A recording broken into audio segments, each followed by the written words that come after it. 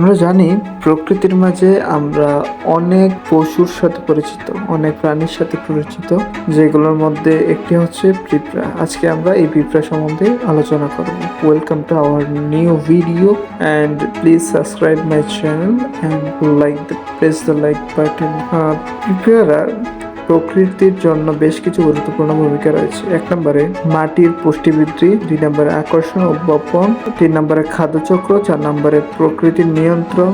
এই 4টা আজকে আপনাদের সামনে তুলে ধরব।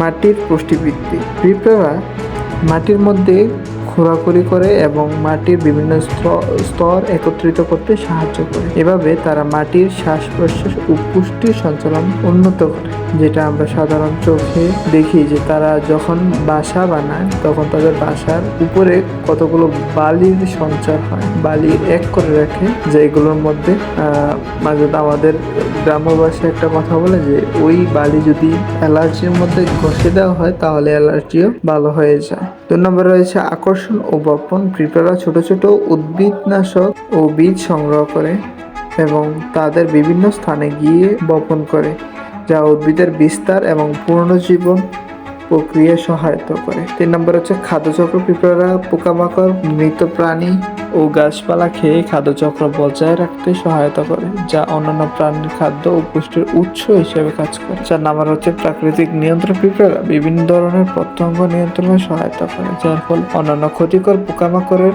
সংখ্যা কমানো যায়। এই কারণে পিঁপড়ারা পরিবেশের সুস্থতা ও ভারসাম্যতা বজায় রাখতে খুবই গুরুত্বপূর্ণ ভূমিকা পালন করে। আমরা সাধারণত জানি যে পিঁপড়া একটি ছোট প্রাণী, যেটাকে আমাদের সমাজে কোনো উপকারে আসে না। কারণ আপনি জানলে অবাক হবেন যে এই পিঁপড়া আমাদের খাদ্য সঞ্চারণে, খাদ্য তৈরিতে সবচেয়ে বেশি ভূমিকা রাখে।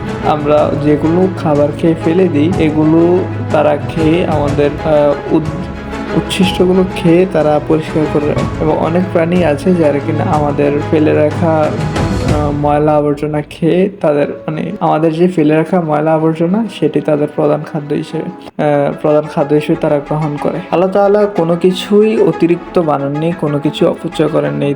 এই দুনিয়ার প্রত্যেকটা জিনিসের কোনো না কোনো কারণ আছে।